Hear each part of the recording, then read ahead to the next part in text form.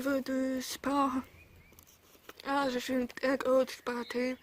J'ai fait 14 ans de gym à haut niveau.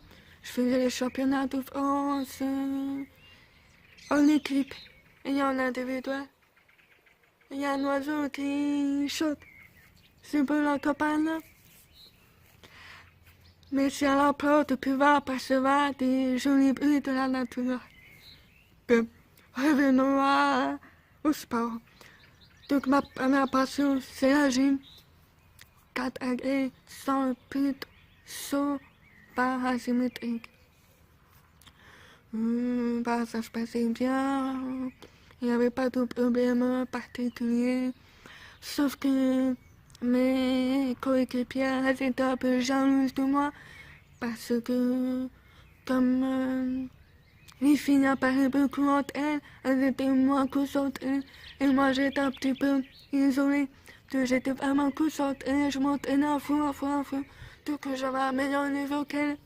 Donc, ça crée une certaine jalousie. Et j'étais souvent appelée à faire les championnats, tout ça. Et avec les filles, il n'y avait pas un vrai copinage. C'était limite même devenu mes concurrentes, malheureusement. Mais je me faisais un plaisir à faire un gym. Ça me permettait justement de me défiler de toutes les frustrations que j'ai accumulées au cours de la journée à l'école, dans la société.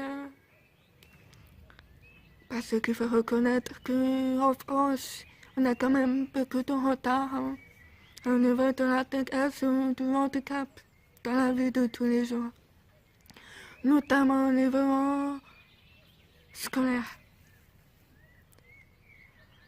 D'ailleurs, je viens d'apprendre que la dernière classe bilingue, c'est-à-dire en langue des signes, en français écrit, vient de fermer dans le 91. Pour en arriver, il faut fermer toutes les écoles spécialisées.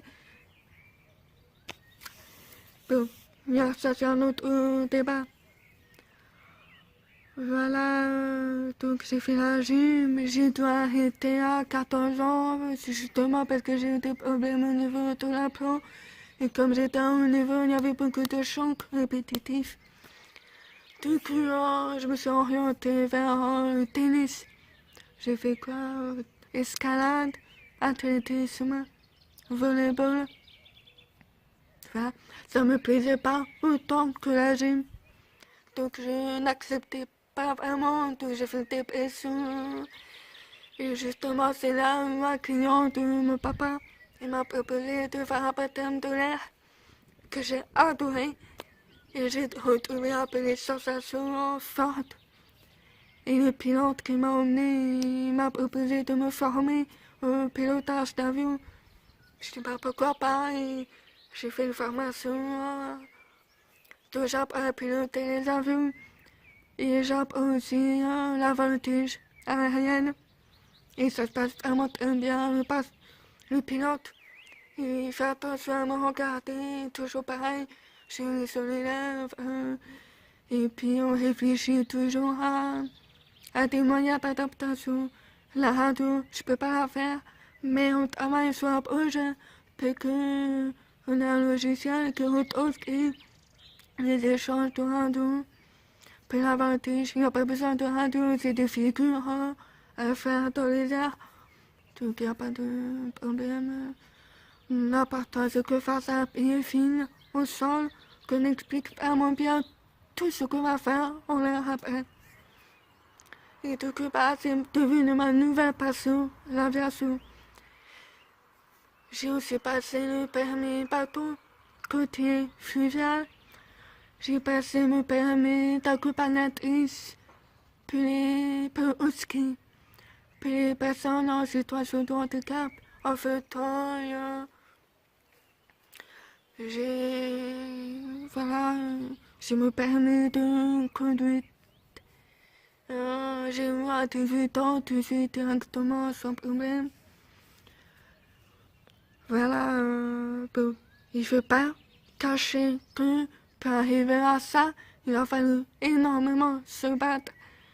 Il a fallu il y a plein de gens qui n'acceptaient pas. Pendant l'aviation, je me suis confrontée à de nombreux obstacles où j'ai pu finalement pu obtenir une dérogation. Pendant le bâton, j'ai dû faire preuve de mes compétences, de ma capacité à pouvoir manœuvrer un bâton sans danger pour les autres. Je m'appuyais sur ma capacité d'observation. Ensuite, faire tous les jours un combat. C'est pour ça que je dis que c'est vraiment très important d'avoir un soutien. Mes parents, mes grands-parents, mes amis, ils se sont toujours été derrière moi. Ils m'ont toujours accompagné pour que j'aille au-delà.